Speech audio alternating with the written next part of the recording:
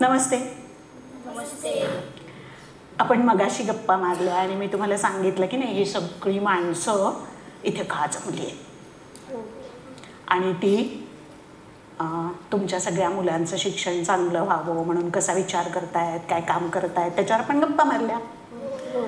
आणि आपल्याला इथे काय करायचं आहे ते पण सांगितलं.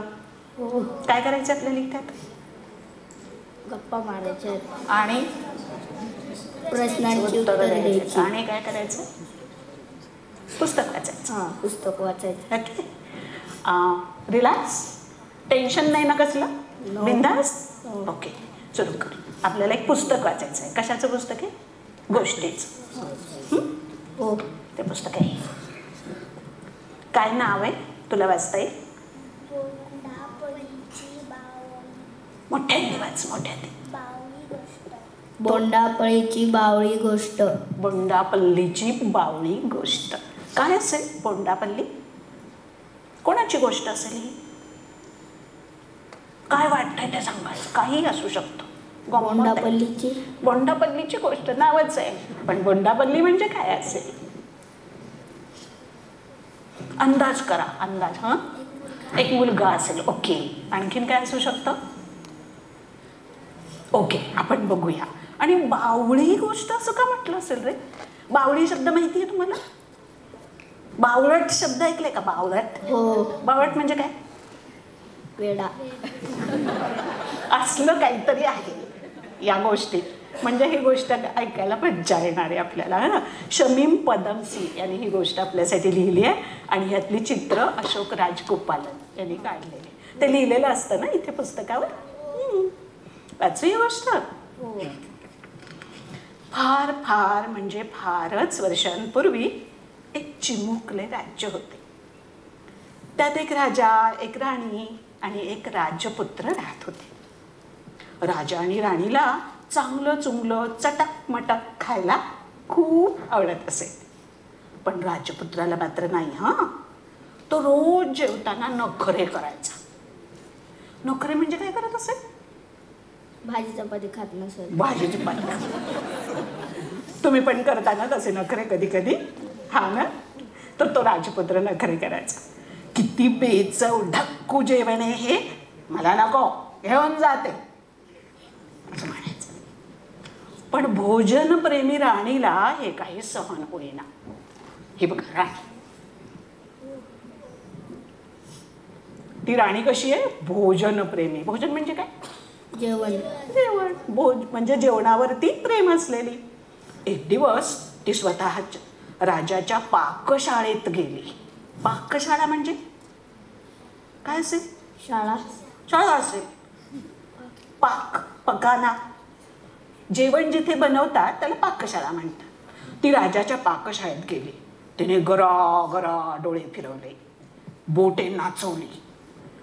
अरे युवराज खातील असं काहीतरी करा. ती गुरगुरली. नाही तर बघा तुमची चटणी होईल आणि तुमची डोकी उडवली जातील. तो बिचारा शाही आचारी भेदरला. थर थर थर कापायला लागला. त्या दिवशी रात्रभर काम करत राहिला. त्याने सोललं, निवडलं, उकडलं, भाजलं, चिरलं, कापलं, घोळलं, तळलं. हे सगळं कुठे करतो आपण? किचनमध्ये. आणि त्यानंतर तो ओरडला, अरे देवा, आता मी मरणार. असं का बरं म्हणाला असेल तू? राणीने त्याला धमकी दिली. दुसऱ्या दिवशी सकाळी सूर्य उगवला आणि एक कोंबडा मोठ्याने आवरला. कुकूचकू. कुत्रा घाबरून पळत सुटला. मांजरावर कडमडला. मांजर बावचाळून पळत सुटलं. आचार्याच्या अंगावर येऊन धडकलं. आचारी पळत सुटला. वाटेत ठेचकाळला. तेव्हा त्याच्या हातातल्या पळीतलं पीठ कढईतल्या कडकडीत गरम तेलात पडलं. चुर्र असा आवाज होऊन ते पीठ असं थरथरलं आणि चेंडूसारखं टम्म फुगलं. मग आचार्याने काय केलं? त्याचा एक तुकडा चाखला. बाहेर चुरचुरीत, आत कुरकुरीत. छान मस्त. शाही कुटुंब जेवायला बसलं. शाही कुटुंब म्हणजे कोणाचं कुटुंब? राजाचं कुटुंब. आचारी दारामागे लपून बसला होता. त्यानं आपलं डोकं हातात गच्च धरलेलं होतं. न जाणो राणीसाहेबांनी ते खरोखरच कापलं तर ते गरमागरम सोनेरी चेंडू राजपुत्राच्या ताटात वाढले. सोनेरी चेंडू का म्हणलं? सोनेरी चेंडू खात होता काय? मग पिठाचं ते जे झालं होतं तळल्यानंतर हा. त्याचा रंग कसा आला होता त्याला? सोनेरी. सोनेरी. म्हणून त्याला काय म्हणलंय? सोनेरी चेंडू ताटात वाढले. राजपुत्राने वास घेतला. मग कुरतडले आणि तो ते चेंडू मटामटा मटामटा खातच सुटला. आधी एक, मग एक, आणखीन एक, एक एक. बोटभर खाल्ली. तोबरा भरलेल्या तोंडातून शब्द बाहेर आले. होय रे, तोंडभर खाल्लीस? राजा म्हणाला. नाही नाही नाही, ओ बोंडा फुलली. आनंदानं राणी किंचाळली. ही बोंडे आहेत. होय होय बोंडे. आचारी मान हलवीत झटकन म्हणाला आणि तो पाकशाळेकडे वळून तुरु तुरु तुरु तुरु चालत गेला. त्या दिवसापासून राजपुत्र तिन्ही त्रिकाळ बोंडेच खात राहिला. सकाळी दुपारी रात्री सुद्धा. आता त्या राज्यातले सगळेजण तिन्ही त्रिकाळ बोंडे खात राहिले. सकाळी दुपारी रात्री. परातीत बोंडे, टोपल्यात बोंडे, जिकडे तिकडे बोंडेच बोंडे. आणि सारखे बोंडे खाऊन खाऊन खाऊन तिथले लोकही बोंडासारखे गरगरीत व्हायला लागले. गोलमटोल व्हायला लागले.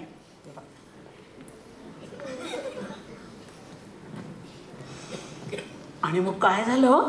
त्यांना साध्या दारातून आज जाताच येईना. मग काय केलं असेल त्यांनी? ते खूप गोल झाले आणि दारातून आज जाताच येईना. मग काय केलं असेल त्यांनी? तुम्हाला काय वाटतं? मोठा दरवाजा बनवला असेल. दरवाजा मोठा बनवला असेल. बघूया आपण काय केलं. मग त्यांनी काय केलं? गोल घरे बांधली. त्यांची दारे गोल, पतंग गोल आणि बसायला खुर्च्याही गोल गोल बनवल्या. आणि मग राजाने आपल्या राज्याचे नाव बदलून नवीन नाव ठेवले, बोंडापल्ली. बोंडापल्लीच्या प्रत्येक दुकानातून आता बोंडे विकायला ठेवली जात होती.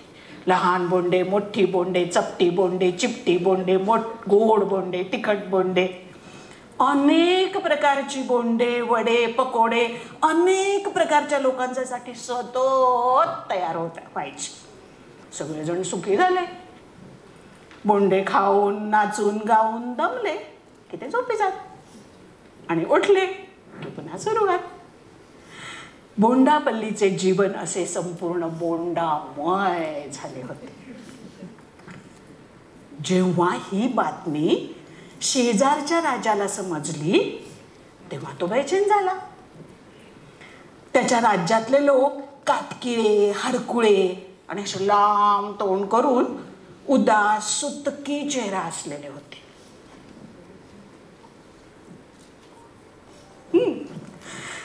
त्या राजाला आपले लोक पण असे गोल गरगरीत, तुकतुकीत, टुणटुणीत व्हायला हवे होते.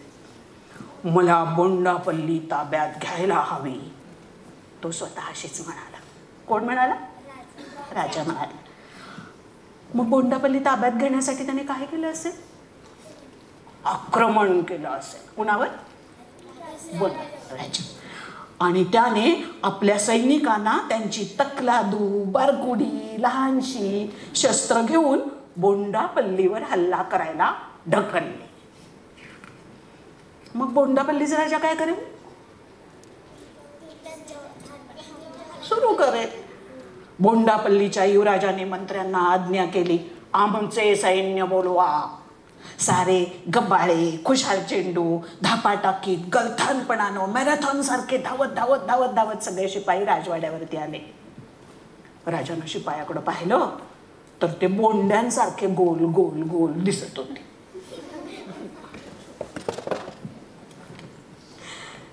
आता हे काय ते शिडशिडीत आणि तुकतुकीत सैनिकांशी लढणार? तुम्हाला काय वाटतं? कोण जिंकेल? पहिला म्हणजे गोलगोलवाला असं वाटतं. बघूया आपण काय होतं. राजाने वाड्याच्या गच्चीवर चढून शत्रू सैन्याची पाहणी केली आणि मंत्र्याला सांगितलं, आता माझी आज्ञा ऐका. पण नेमका त्याच वेळी बोंड्याचा ढीग घेऊन आपला आचारी तिथे आला. हा कसला सुगंध आलाय! ते पाहायला युवराज मागे वळला आणि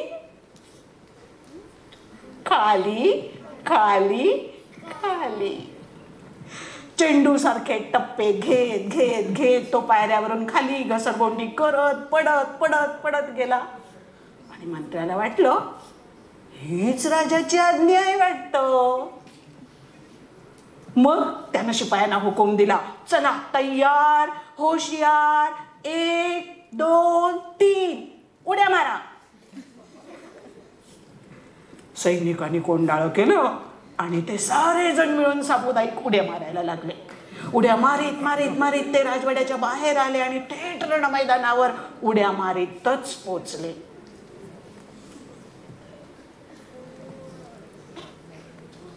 दिसतंय? शत्रूला समोरून शेकडो चेंडू उडत येताना दिसले. काही जणांना वाटलं ते तोफेचे प्रचंड गोळेच आहेत, इतरांना वाटलं राक्षस येत आहेत. मग शत्रूचे शिपाई फार फार फार घाबरले. काय होईल आता?